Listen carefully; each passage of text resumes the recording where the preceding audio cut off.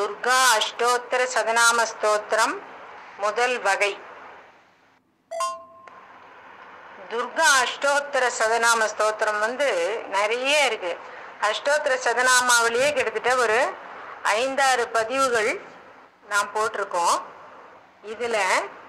இது முதல் வகை துர்கா அஷ்டோத்திர சதநாம ஸ்தோத்திரம். 108 நாமாவளிகளை கொண்ட ஸ்லோகம்.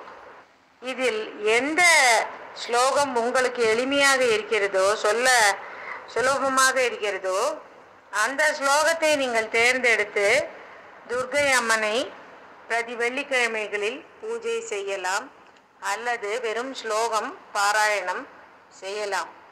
இப்படி செய்து துர்கை அம்மனின் பரிபூர்ண அருளையும் அனுகிரகத்தையும் பெறலாம்.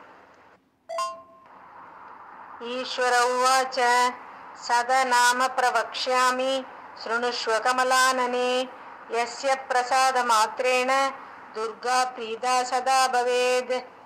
சதி சாத்வி பவ பிரீதா பவானி பவமோச்சனி ஆர்யா துர்கா ஜயா ஆத்யா திரிநேத்ரா சூலதாரிணி பினாகதாரிணி சித்ரா சந்திரகண்டா மகாதபா மனோபுத்திரஹங்காரா சித்தரூபா சிதாசிதி சர்வமந்திரமயி சத்யா சத்யானந்தஸ்வரூபிணி அனந்தா பாவினி பாவ்யா பவா பவ்யா சதாகதி சம்புபத்னி தேவமாதா சிந்தா ரத்னப்ரியா சதா சர்வ வித்யா தக்ஷகன்யா தக்ஷயஜ்ஞ விநாசினி அபர்ணா சைவ பர்ணா ச பாடலா பாடலாவதி பட்டாம்பர பரிதானா கலமஞ்சீரரஞ்சினி அமேயா விக்ரமாக்ரூரா சுந்தரி சுரசுந்தரி வனதுர்கா ச மாதங்கி மதங்க முனிபூஜிதா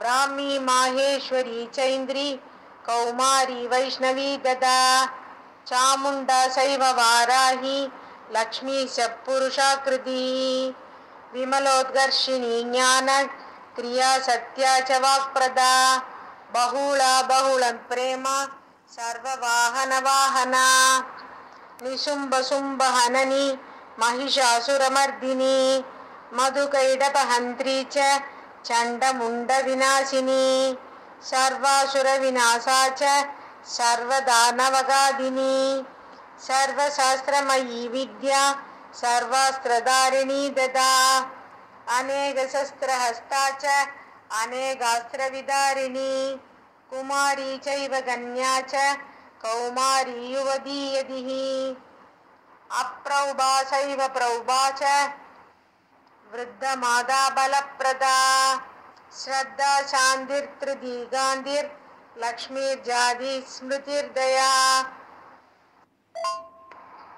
दुष्टिपुष्टिश्चितिर्प्रान्तिर् मादा शुच्छेदनामदी विष्णु माया च नित्रा च छाया काम प्रपूरणी य इतं च पठेत् स्तोत्रं दुर्गा नाम सदाष्टकं नासाध्यं विद्यते देवी त्रिषु लोकेषु पार्वती धनं धान्यं सुधञ्जायाम् अयं हस्तिनमेव च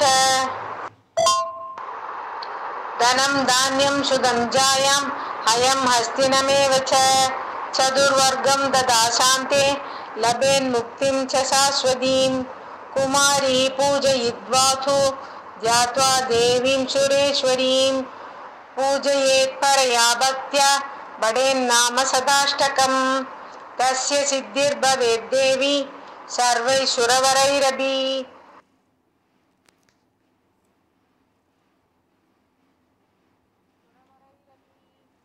राजानोदा सदां यान्ति राज्यश्रियमवाप्नुयात्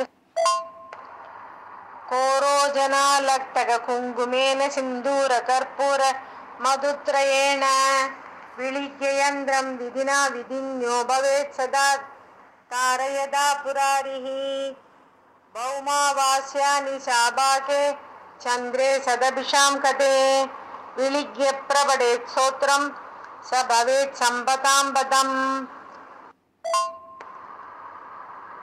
इति श्री विश्वशारतंत्रे श्री दुर्गा अष्टोत्तर సదనామ స్తోత్రం సంపూర్ణం.